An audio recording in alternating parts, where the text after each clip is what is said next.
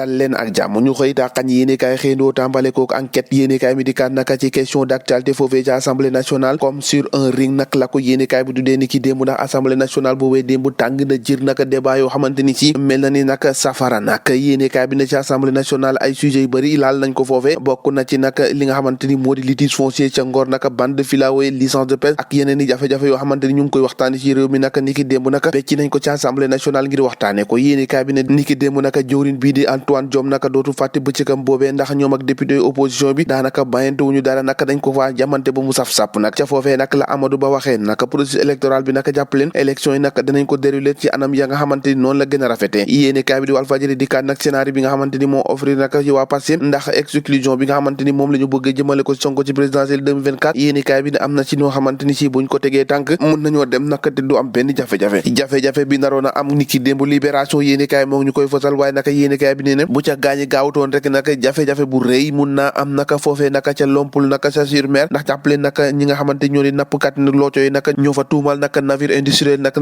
seen filie naka seen umbaaliyeen ñoom ñoo ko dal dee dagg docteur Aliou Ba responsable Greenpeace Afrique naka nee na nag autorités yi ne war nañoo jël seen responsabilité laata situation bi gën a métti ndax boobu ak léegi naka xiini mii ne ak jàppal baay naka moo ngi am ci géej gi nag te boobu ak léegi kenn waxul ci libération yéene kaay ubbi na ci xët bu yaatoo yaatu l'info yéene kaay bàyyi loolu te wax ci troisième mandat liberté ak démocratie Idrissa Seck moom vilipande na Macky Sall naka ci kanamu États-Unis ndax nee na leen faaw ngeen wax ci naka ndax toni lay xeeñ naka neexatul naka lu ndax kat atte xeex daay baax naka nga gaaw a artu waaye naka doo xaar naka ba yëf ne cooboy ngay doog a wax naka Idrissa Seck ci l'info yéene kaay naka 24 yéene kaay Seydi Gassama la dikkaat nag moom dikk na ci prescription ak li nga xamante ni si moo di dialogue bi naka 30 mai Seydi Gassama naka moog caadu la mu xam naka ak la nga xamante ni xamu ko ca ci jamono jii la mu ca xam moom Bougane Gueye Dany naka état na bëgg-bëggam naka ci dialogue bi procès Adji Sarr Ousmane Sonko ak bu limu foncière Macky Sall naka nee na dafa bëgg a repousser les élections ci diggante ñaari at Bougane Gueye mooy wax ne naka benn deal boo xamante ni si danañ ko nangu naka ci kaw ndoddug askan wi Bougane Gueye Dany di wéyal naka nee na dina distribuer lu tolloo ko 2 millions carton rouge yoo xamante ni si dafay wax rek ne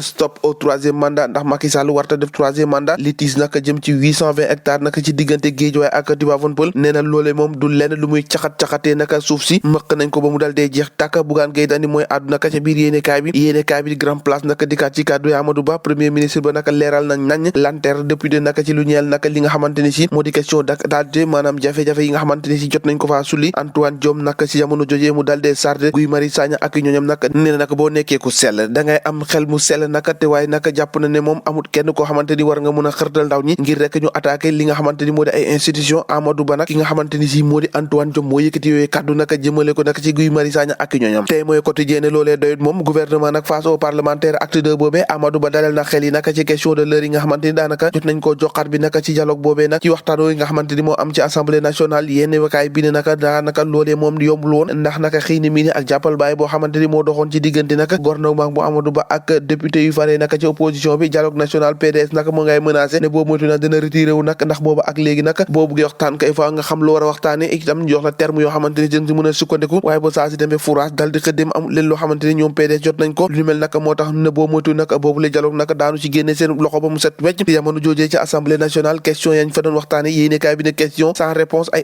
interrogation di ay laaj député ay éclairage des ministres yoo xamante ni daanaka booy xool arbitrage des acteurs la mise en garde des ministres Abdou Karim Fofana ak Sidi Kaba jëmale ko nag ci ki nga xamante ni moo di Ousmane Sonko yéenekaay bi ne lu mu ci doon lu ne nag ni ki démb ci assemblée nationale mu nees nañ koo méngale ak daanaka toolub xare Sud Quotidien lu mu ci doon lu ne naka Amadou Ba moom moo ngi doon calmer les jeux ndax jàpp na ne fi ñu toon ni naka loolee rek lañ war a mun a def waaye nag lépp li nga xamante ni gaay ñu ngi koy xiini bi ni ci réew mi naka lu ñeel nag wàllum élection bi Amadou Ba moo ngay dalal xel yi nee naka lépp nag danañ ko jaarale ci yoon ci ni mu gën a rafetee waaye Amadou Ba mooy wax ci Le Quotidien yéene kaay ne naka moom bu nekkoon ne gaay naka nekkuñu ay professionnel danañu gis lu gën a raw loolu nag ci manifestation li fi am nag Antoine Diome nee na la doctrine n'a pas changé mais la manière dont on manifeste nag moom moo leen jaaxal waaye naka gaañ nag ay professionnel waaye buñ ko nekkutoon yëf yi mun na fay gën a ñaaw naka te loolee ñaanuñ ko yàlla ay loolu de ëpp na am lum ci doon lu ne nag réew mi réewum jàmm la te jàmm fii dox naka ñoo ko déggandoo jaa ngeen jëf ba ëllëg